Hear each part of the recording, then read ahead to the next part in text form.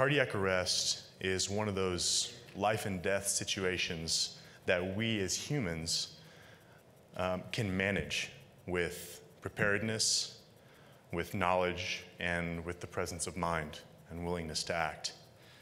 I grew up being an athlete, and from the time that I was in middle school, I pretty much had it figured out that I wanted to be a football player. Fortunately, my body and my mind developed accordingly, and what you see today, plus about 40 pounds of muscle, is what you would have found in September of 2006 in Austin, Texas. I played for Westlake High School, which is where some of the greats came from, like Drew Brees, Justin Tucker, Nick Foles. I actually had the opportunity to block for Nick Foles, who's the quarterback of the Philadelphia Eagles, from the time that I was in 7th grade. I was going into my senior year. I was 6'6", 315 pounds. I was an all-state offensive lineman committed to play left tackle for the Texas Longhorns. My dreams, goals, and aspirations were coming to fruition. My hard work was paying off. Well, about 3 weeks into my senior season, we were playing in College Station, which is actually where Texas A&M resides. And during the third game of that season, my life's trajectory took a paradigm shift. It was extremely hot and humid that night. The heat index was like 115 degrees, and I could barely breathe even before stepping out onto the field. In hindsight, I was probably already in ventricular tachycardia at the time, but I felt sluggish before I even started playing. But as a high school athlete, as y'all see every day, those that are committed just brush the pain off and say when the going gets tough, I'm gonna get going with it.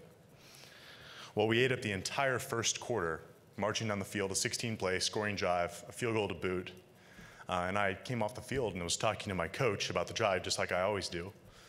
And I don't remember if I was talking or listening at this point, but what I do remember is feeling an extremely sharp explosion of pain in my chest. And I was sitting on a bench with no back. I slipped off the back, and the last thing that I remember were the bleacher lights in front of me fading out. Here's where I tell you about that knowledge and preparation, presence of mind part that I mentioned earlier. Being the size that I am, I was, with the exception of the collegiate athletes, collegiate linemen, I was probably the biggest person in that city. And it was probably pretty easy to see me go down. Well, needless to say, the cheerleaders behind me started freaking out. My teammates probably thought I was playing grab ass. Coaches thought I was cramping, and I was in sudden cardiac arrest, and nobody around me knew about it, except the cheerleaders were probably the first people to understand what was going on. Well, after my eyes started to roll back into my head and my face turned blue, everybody turned around and screamed to the orthopedic surgeon and the nephrologist in the stands, who just so happened to be my parents. Paul, Barbara, Matt's down, Matt's down. They ran down as fast as they could, and obviously at this point, this is all hearsay. I was lying unconscious on the floor with my life's proverbial clock ticking down second by second.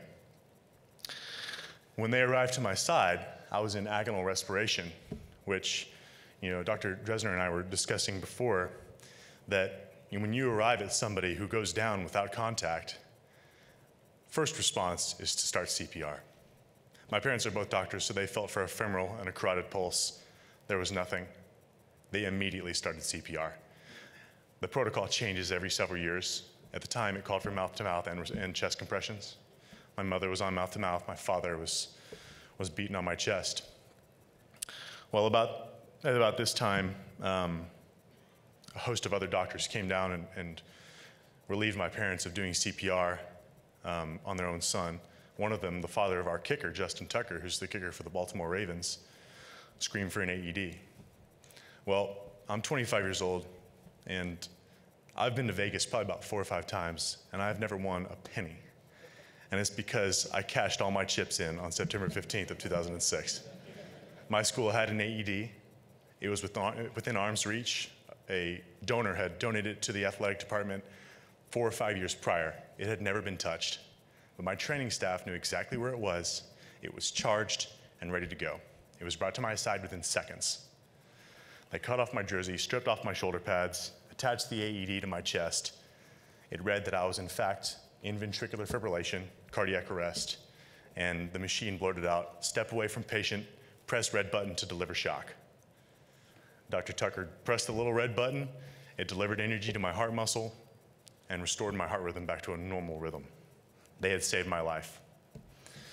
I was transported to the local hospital in College Station where they ran a series of tests on me and found nothing more than an electrolyte imbalance, which can lead to arrhythmia, but nothing conclusive.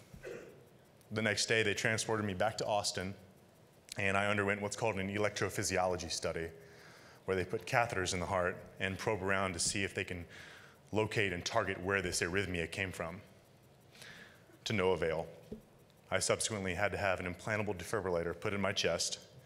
It has a wire that's screwed into the wall of my heart, and it reads my heart rhythm every second, and if I ever go into cardiac arrest again, it will detect that rhythm and deliver a shock to, again, restore my heart rhythm.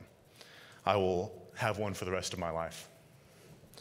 Now, before I go on, I wanted to sum up from a practical standpoint what happened that night that allowed me to be here standing in front of you today. In all emergency situations, everything happens extremely fast, and timing is always of the essence. None of the many people that were around me in my immediate vicinity knew what on earth was going on. It took two people at the top of the stands yip-yapping with their friends to run all the way down, around the fence, and to the 50-yard line, where I was laying down unconscious, to feel for a pulse and start CPR. If one of the people that were around me had been prepared to feel a pulse and start CPR, had the presence of mind to do that, then I wouldn't have been without oxygen for a minute. If somebody goes down, how long is it going to take to start CPR? If you know how to do it, not long at all. But if you don't know how to do it, you're not prepared, you're frightened, which is very real in an emergency situation, it's going to be until the EMS gets there. 3 minutes, best case scenario. More like 8 minutes. That person's without oxygen. Again, time is of the essence, and there is no substitute for adequate preparation. My school had a defibrillator. It was within arm's reach. And I'm not saying that everybody needs to carry around an AED with them, but if you know how to start CPR, and you can send somebody to call 911, you can give that person that's down an opportunity for a fighting chance at survival. But you have to commit yourself to understanding how to do it and how to do it correctly. It takes no more than a couple hours to learn how to do CPR, and no more than 30 minutes to understand how to operate an AED. My plea and sincere hope is that you engage with USA Football to provide you with the valuable knowledge that they teach in their player safety programs, and that in turn, you turn around and teach your town, your city, your community that this is extremely important, and knowing how to do CPR, knowing how to diagnose this situation is very simple to execute, but it's a very real situation that without the knowledge, you're at a loss.